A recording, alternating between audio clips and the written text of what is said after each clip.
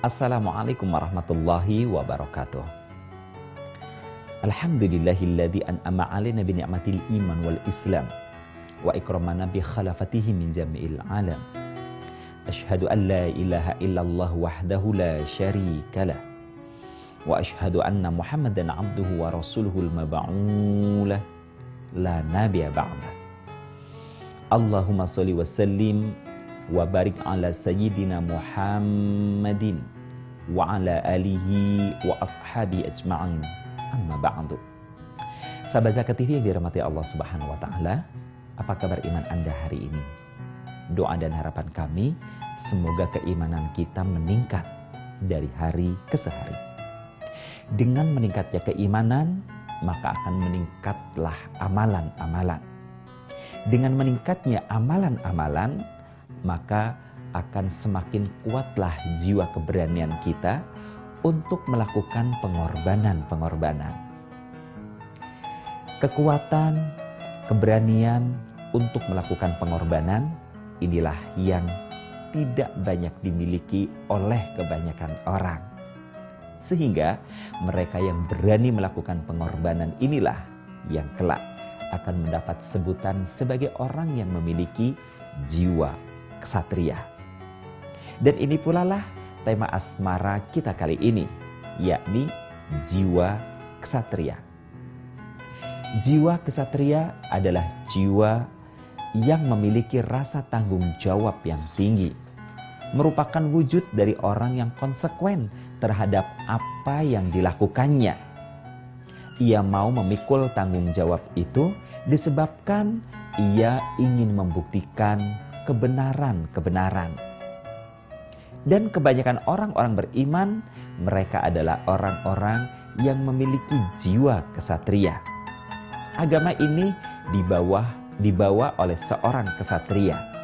Dialah Muhammad Rasulullah Sallallahu Alaihi Wasallam.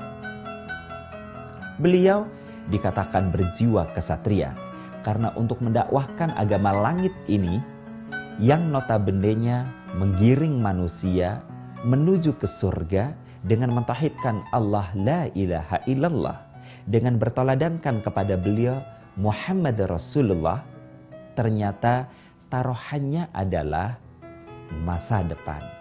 Taruhannya adalah nyawa. Sejarah mencatat, dalam perjuangan dakwah beliau sallallahu alaihi wasallam yang memakan waktu tidak kurang dari 23 tahun. 13 tahun di kota Mekah, Mukarramah, 10 tahun di Madinah Munawwarah. Ternyata Rasulullah Sallallahu Alaihi Wasallam harus menghadapi peperangan lebih dari 300 kali. Dan sebagian para pencatat sejarah menyebutkan, maka jika dihitung-hitung, rata-rata beliau harus menghadapi sebuah peperangan karena penyerangan-penyerangan yang dilakukan oleh musuh-musuh Islam terhadap eksistensi agama Allah Subhanahu wa taala ini terjadi rata-rata hampir 3 bulan sekali. Jelas, berbicara tentang peperangan dengan rata-rata 3 bulan sekali selama 23 tahun adalah kondisi yang sangat repot, situasi yang sangat rumit, membutuhkan adanya kekuatan jiwa seorang ksatria. Bukan sekedar berani berkorban, tetapi semangat memikul tanggung jawab. Semangat memikul tanggung jawab inilah adalah merupakan sikap yang sesungguhnya secara automatically sudah dilakukan oleh kita para orang tua. Bagi seorang jomblo ketika dia memutuskan untuk menikah, itu adalah sebuah keputusan yang sangat berani. Karena keputusan menikah artinya adalah keputusan berupa kesiapan untuk memikul tanggung jawab kehidupan. Jika ia seorang pria, maka ia akan memikul kehidupan seorang wanita dan anak-anak yang kelak lahir daripadanya. Jika ia seorang wanita, maka ia akan memikul beban tanggung jawab yang sangat berat, yakni ia siap hidup dalam suasana pengabdian kepada sang suami, yang bisa jadi ungkapan suami yang berdasarkan dari Allah dan Rasulnya itu tidak sesuai dengan hawa nafsu yang diingininya. Misalnya saja seorang suami yang meminta kepada istrinya begitu punya anak nanti, maka sang istri tidak boleh berkarir di luar rumah. Padahal bisa jadi karir di luar rumah yang sedang ditekunya itu sedang menanjak tinggi. Bisa jadi karir yang diraihnya itu dulu juga telah diraihnya dengan pengorbanan yang begitu besar. Bukan hanya kuliah dengan durasi waktu yang cukup panjang. Bukan hanya dengan derai air mata dan keringat yang diteteskan. Bukan hanya dengan biaya-biaya yang telah banyak dikorbankan. Tetapi bahkan bagi seorang wanita bisa jadi dulu sampai ia tidak sempat berpikir tentang sebuah perkawinan. Karena yang ada di dalam benaknya adalah ia ingin mencapai satu posisi tertentu pada karir tertentu. Namun ketika takdir perkawinan Allah hadirkan, ia pun sebagai fitrahnya wanita menginginkan kehidupan berumah tangga, ia menerima lamaran seorang pria. Lamaran itu diterimanya sebagai sebuah keputusan yang berani karena ia siap untuk mengabdi kepada sang suami seberat apapun pengabdian itu harus dipikulnya. Dan ternyata kejadiannya adalah sang suami memintanya untuk meninggalkan karirnya yang sedang nanjak-nanjaknya. Bagi seorang wanita sekaligus seorang ibu yang menerima keputusan sang suaminya meskipun dengan hati yang berat adalah keputusan yang berani. Seorang ibu yang telah rela mengorbankan kegembirapan karirnya, kecemerlangan karirnya demi pengabdiannya kepada sang suami bersama-sama membesarkan sang anak. Ini adalah jiwa kesatria. Jiwa yang kelak akan menjadi catatan sejarah dalam kehidupan anak manusia. Paling tidak adalah anak-anak keturunannya. Bahwa ayahnya adalah seorang yang berani memikul beratnya beban kehidupan rumah tangga. Sandang, pangan, papan, spiritual, kesejahteraan, dicurahkan segalanya untuk anggota keluarganya dari upaya jerih payah yang sangat maksimal dari seorang ayah. Demikian pula dengan sang ibu. Segala kesenangannya, keglamoran hatinya, hasrat-hasrat keinginannya untuk pesta-pesta, ia tahan sedemikian rupa. Demi mengikuti arahan sang suami. Demi mendampingi tumbuh kembang putra-putrinya. Jiwa pengorbanan seperti ini adalah jiwa pengorbanan yang sangat besar yang kelak pasti akan ditiru oleh anak-anaknya, yang kelak orang-orang Islam akan melihat perbuatannya. Akan saya lanjutkan selepas yang satu ini.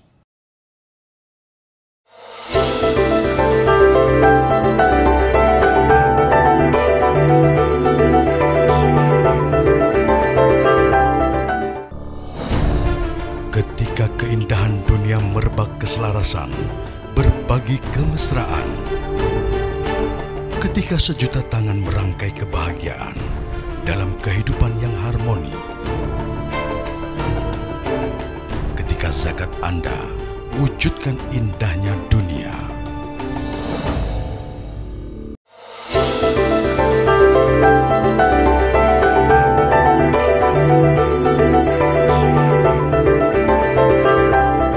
Para orang tua, bapak maupun ibu yang telah mengerahkan segala daya dan upayanya, bukan hanya sekedar menjaga eksistensi rumah tangganya untuk tetap berjaya, tetapi lebih dari itu adalah mampu membimbing putra-putrinya supaya mereka tumbuh dalam spiritual yang bagus dengan nilai-nilai keimanan yang kuat.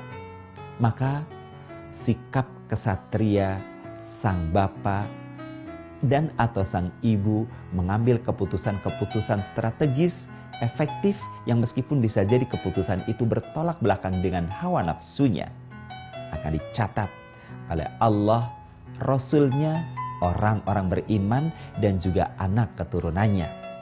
Persis yang seperti Allah ungkapkan dalam surah At-Taubah, dalam salah satu ayatnya berbunyi, wa qul i'malu fasayarallahu amalukum wa rasuluhu wal mu'minun. Dan bekerjalah kamu, niscaya Allah, Rasul-Nya, dan orang-orang beriman akan menjadi saksi atas pekerjaan-pekerjaanmu. Inilah pula yang terukir dalam sejarah jiwa kesatria, putra-putra Islam terbaik yang mereka mau bahkan mampu memikul sebuah beban pengorbanan sebagai wujud tanggung jawabnya, bukan semata-mata untuk kepuasan masyarakatnya, bukan semata-mata untuk memenuhi opini publik yang sedang berkembang pada masanya, tetapi lebih dari itu, semangat kesatria mereka, pengorbanan mereka adalah semata-mata untuk kecemerlangan agama Islam, agama Allah Subhanahu wa Ta'ala yang didakwahkan oleh sang kesatria Rasulullah Muhammad sallallahu alaihi wasallam. Syahdan di masa Amirul Mukminin Umar bin Khattab radhiyallahu an menjabat sebagai pemimpin kaum muslimin. Suatu hari beliau sedang duduk di sebuah tempat. Dari jarak kejauhan bergerak bayang-bayang hitam. Semakin dekat, semakin jelas, ternyata bayang-bayang hitam itu adalah 3 orang pemuda laki-laki. Semakin dekat, semakin nyata dalam penglihatan sang Amirul Mukminin Umar bin Khattab radhiyallahu an bahwa 3 orang laki-laki itu yang tengahnya sedang digamit dengan muka dan tubuh yang lusuh.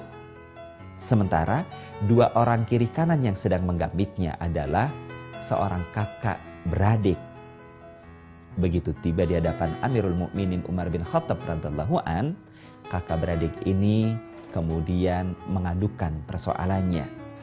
Ya Amirul Mukminin,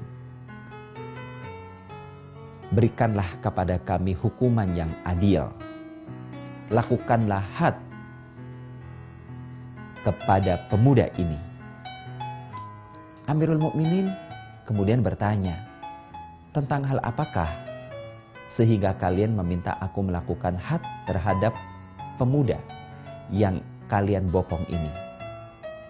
Kedua pemuda ini mengatakan, wahai Amirul Mukminin, demi Allah, pemuda ini telah membunuh orang tua kami, telah membunuh ayah kami.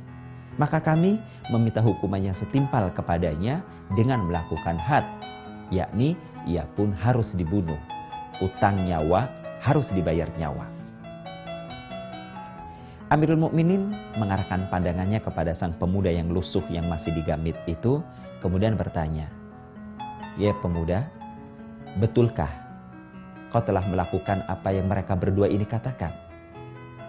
Pemuda ini meskipun dalam kondisi lusuh, ia menatap muka Amirul Mukminin dengan muka yang penuh kemarahan dan geram. Ia mengatakan, benar, ya Amirul Mukminin, saya telah membunuh ayah dari 2 pemuda ini.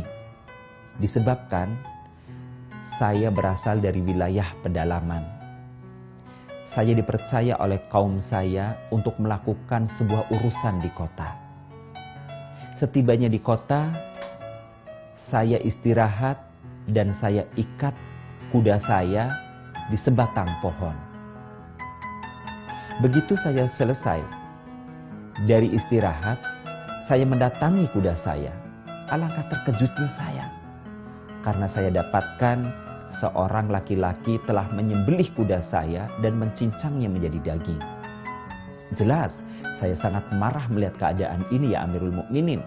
Maka saya langsung ambil pedang saya menghunusnya, kemudian saya penggal kepala bapak pemuda ini. Dan itulah yang saya lakukan. Amirul Mukminin tertegun. Sebab Amirul Mukminin melihat kalau pemuda ini adalah pemuda yang baik. Pemuda ini adalah pemuda yang saleh. Tapi dia sedikit khilaf melakukan kesalahan. Maka Amirul Mukminin kemudian menanyakan kepada kedua kakak beradik tadi, apakah kalian tetap meminta had ditegakkan demi menebus nyawa ayah kalian? Ternyata kedua pemuda itu mengatakan, iya ya Amirul Mukminin, hutang nyawa harus dibayar nyawa. Dia telah membuat ayah kami mati, maka kami pun meminta agar dia mati. Amirul Mukminin kemudian menyela, tapi bukankah ayah kalian telah melakukan sebuah kesalahan? Ayah kalian telah membunuh kudanya tanpa izin terlebih dahulu kepadanya. Jelas ini adalah sebuah kesalahan, ini adalah sebuah kejahatan. Dan pemuda ini hanya melakukan apa yang telah menjadi haknya. Ia menjadi khilaf. Melihat kuda kesayangannya mati dibunuh, maka ia pun refleks kemudian membunuh ayah kalian. Apakah tetap kalian menuntut agar pemuda soleh ini dilakukan hukum had atasnya?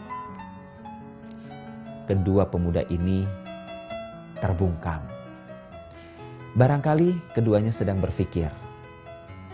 Tapi belum lagi kedua pemuda ini memberikan jawabannya, pemuda yang lusuh ini dengan lantang berkata, "Ya Amirul Mukminin, kalau memang hutang nyawa harus dibayar nyawa, dan kedua kakak beradik ini tidak mau memaafkan saya, demi Allah, lakukanlah had atas diri saya.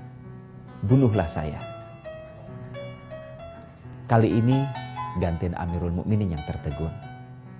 "Kau serius dengan ungkapanmu? Karena aku sudah mengatakan demi Allah, maka tidak ada lagi yang lebih serius daripada kata itu.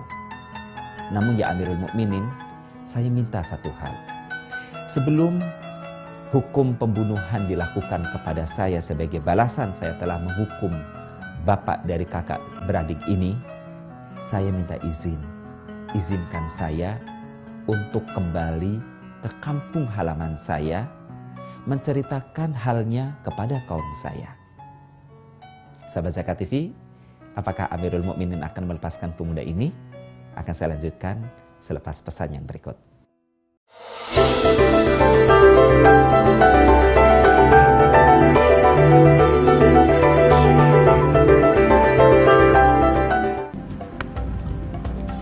Semangat kemenangan harus berasal dari sportivitas yang datang dari hati. Saya Bawang Pamungkas, saya zakat di Dompet Duafa. Keluarga adalah sumber inspirasi saya. Kehangatannya datang dari hati. Saya Inneke Koesherawati, saya zakat Dompet Duafa. Berbagi memudahkan rezeki, karena datang dari hati. Saya Ipo Santosa, zakat di Dompet Duafa. Dompet Duafa.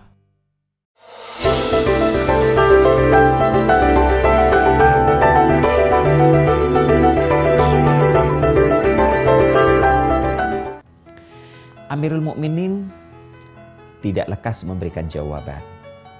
Kedua pemuda saling bersilang pandang. Dengan penuh kecurigaan, salah satunya kemudian berkata, "Ya Amirul Mukminin, sebaiknya jangan dikasih izin, sebab dia bisa saja meloloskan diri."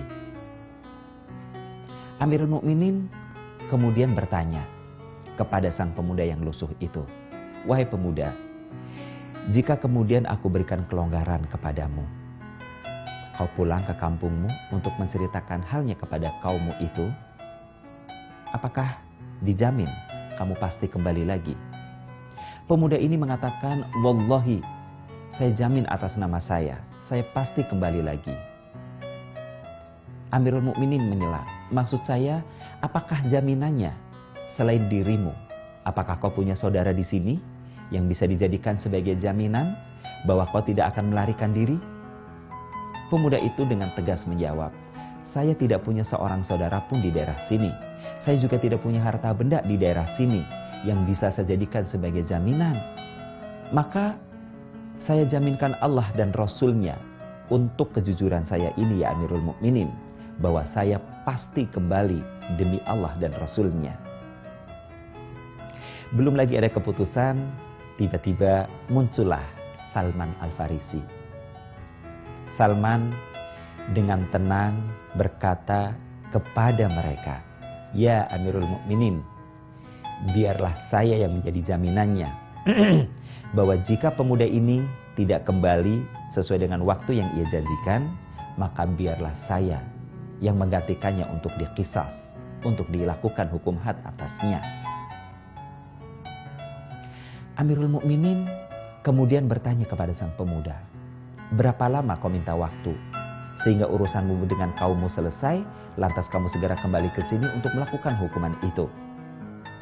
Pemuda ini menjawab, "Saya minta waktu 3 hari saja ya Amirul Mukminin, dan saya akan segera kembali kemari." Maka dilepaslah pemuda ini.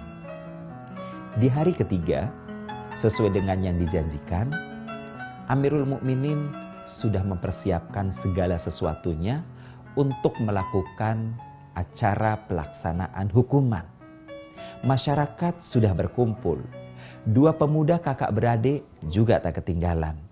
Bahkan termasuk Salman Al-Farisi. Mereka semua sudah berkumpul. Tetapi jam demi jam, menit demi menit, bahkan detik demi detik dari waktu yang dijanjikan sudah berlalu. Sang pemuda masih tak tampak batang hidungnya. Sehingga masyarakat semakin gelisah. Amirul Mukminin demikian halnya. 2 pemuda kakak beradik tampak tenang-tenang saja. Ternyata ketenangan ini bukan hanya monopoli 2 kakak beradik. Salman yang telah menjaminkan dirinya untuk menjadi pengganti sang pemuda. Jika pemuda itu tidak muncul, maka ialah yang akan dilakukan had atasnya. Ternyata jauh lebih tenang. Kondisi semakin emosional. Karena pemuda yang ditunggu tak kunjung tiba, masyarakat yang hadir kemudian menangis. Mereka merasa sangat sayang dan kasihan kepada Salman Al-Farisi. Jika memang betul hukum kisos ini harus terjadi. Sebab hukum kisos dengan penjaminan seseorang tampaknya memang kurang lazim.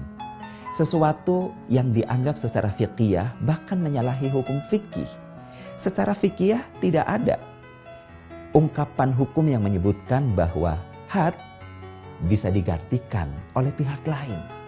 Tetapi Salman Al-Farisi dengan begitu tenang tetap berdiam pada tempatnya. Tak ada maksud sedikit pun, tak ada gelagat sedikit pun kalau Salman akan lari dari wilayah di mana ia harus memikul sesuatu yang itu bukan hasil perbuatannya.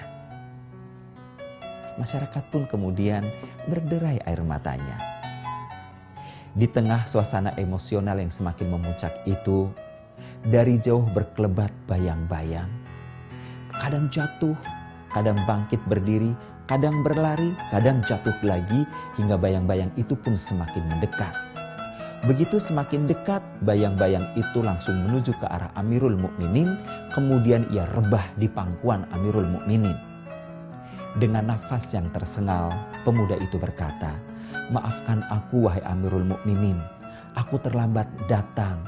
Karena perjalananku yang cukup jauh, aku memacu kudaku dengan kecepatan yang sangat tinggi, sehingga kuda itu menjadi kelelahan dan mati di paruh waktu perjalanan. Selepas itu, kemudian aku sendiri akhirnya menempuh perjalanan ke lokasi ini dengan berlari, sehingga aku hampir kehabisan waktu. Kini Amirul Mukminin, lakukanlah hukuman itu sebagai wujud tanggung jawabku." Amirul Mukminin merasa sangat terharu. Kemudian sebelum beliau menginstruksikan kepada Algojo melakukan pembunuhan kepada sang pemuda sebagai qisas, sebagai balasan nyawa yang harus dibayar nyawa, Amirul Mukminin ini bertanya, "Ya pemuda, sebelum aku melakukan qisas atasmu, di hadapan halayak ramai yang sekarang menunggu pelaksanaan itu, aku ingin mengajukan satu pertanyaan kepadamu. Kenapa kamu mau bersusah payah kembali hadir di tempat ini hanya untuk mati? Padahal waktu 3 hari adalah waktu yang cukup lama. Kau punya kesempatan untuk melarikan diri. Kau bisa mangkir dari hukuman ini. Tapi kenapa kau kembali ke tempat ini? Bahkan dalam keadaan terengah-engah, dalam keadaan nyaris putus nafasmu, kau meminta pelaksanaan hukuman kematian atas dirimu." Pemuda ini, di balik nafas yang terengahnya sudah mulai berkurang, mukanya yang pucat karena habis lari perjalanan panjang, dengan suaranya yang berat tapi tampak jelas didengar, dia mengatakan, "Ya Amirul Mukminin, sengaja aku lakukan ini agar kelak di kemudian hari tidak ada pihak yang mengatakan bahwa pemuda Islam telah ingkar dari janjinya, bahwa pemuda Islam tidak mau memikul resiko tanggung jawab atas segala perbuatannya. Jelas ini bukan karakter Islam. Maka ya Amirul Mukminin, aku lakukan ini. Amirul Mukminin kemudian bertanya kepada Salman Al-Farisi, sedangkan kepadamu ya Salman, kenapa kau berani menjaminkan dirimu? Kata Salman, ya Amirul Mukminin, agar tidak ada lagi orang yang mengatakan bahwa orang Islam tidak peduli kepada saudaranya. Mendengar jawaban ini, kakak beradik tadi pun langsung mengatakan, kami maafkan kesalahannya. Amirul Mukminin bertanya, atas dasar apa? Atas dasar jangan sampai ada yang mengatakan bahwa orang-orang Islam tidak mau memaafkan kesalahan saudaranya. Sahabat Zakat TV, semoga bermanfaat untuk kita semua. Wassalamualaikum warahmatullahi wabarakatuh.